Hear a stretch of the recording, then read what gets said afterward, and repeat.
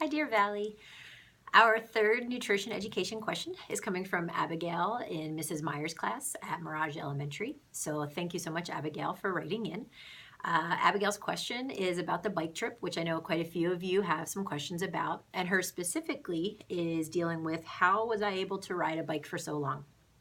So the easy answer to that question is that it wasn't easy at all. We had to do a lot of preparation and planning and a whole lot of practice in order to make us ready to do the kind of trip that we wanted to do. And so what that meant for practice was that we would go for a bike ride one day, and then the next day we would go for even more miles, and the next day we would go for more miles and more miles, kind of as a way to build up to make sure that our muscles were ready and that we were used to riding for multiple hours each day, because that's what it was going to take. And by the end of the trip, we did end up averaging about 50 miles a day. So that's a pretty decent amount, and that could take anywhere from 3 to 7 hours, depending on how many hills there were and how high the elevation was that we had to climb up in the bike ride. Yeah, so there's all kinds of things that kind of impacted that time frame. And then there were definitely times in the beginning that were really hard. We weren't super used to spending every day doing a big bike ride like that. And so that was times where it was a little tougher, and we had to tell ourselves that this was something we could do. We actually questioned if we could finish. Could we really ride our bikes from the border of Canada down to the border of Mexico? And on those days, we did just kind of have to push ourselves. And ultimately, we're really glad we did, because we got to see some super cool stuff and really, really beautiful scenery. And I'll show you guys a couple pictures here in a minute. But yeah, so it wasn't always easy, and we had to put in a lot of work to get to that point. Another question I wanted to answer that was something that we actually spoke about in class. So somebody had asked what kind of foods we ate while we were on our trip.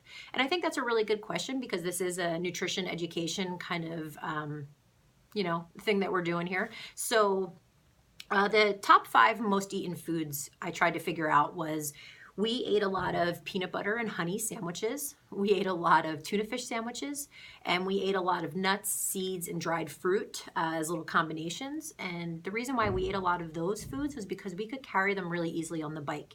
They didn't get all mashed. The stuff stayed fresh enough for us to eat it. And so that's why those things were eaten pretty often. We also drank a whole lot of water because we needed to stay hydrated. That was very important. And then one other really cool thing was that we were able to stop alongside the road at times, like where farms were, and they would have out booths and tables sometimes set up where they were selling their fresh fruits and vegetables that were completely in season and super good for us because it's providing us a lot of nutrients, right?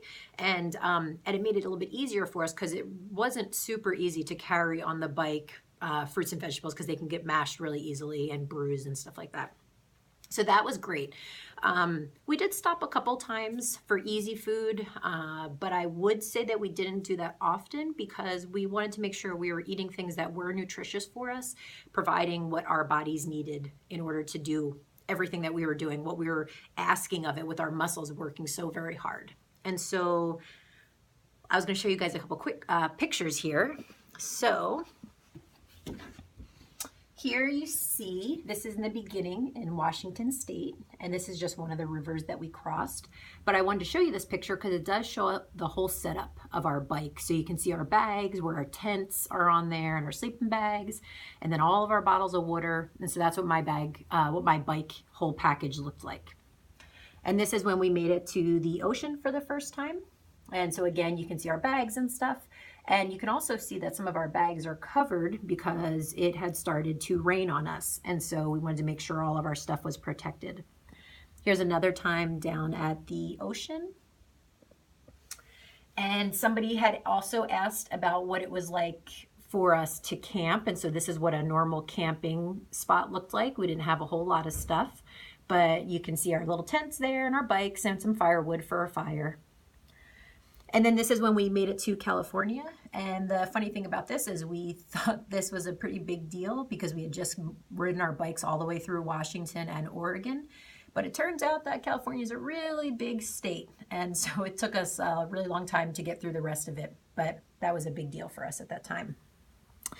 I don't know if you've ever heard of Paul Bunyan and Babe the Blue Ox, but there's a park in California that has these statues that are pretty cool, so I wanted to show you that.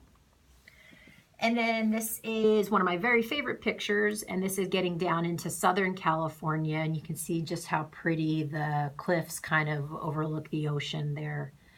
And this is at the very end at the border, and so this is where Borderfield State Park is, and right along the edge, you can see behind us is Mexico, and we're on, obviously, the American side. So yeah, so I hope, Abigail, that answers all of your questions, and thank you so much for asking, and I hope you guys have a really good day. Thanks.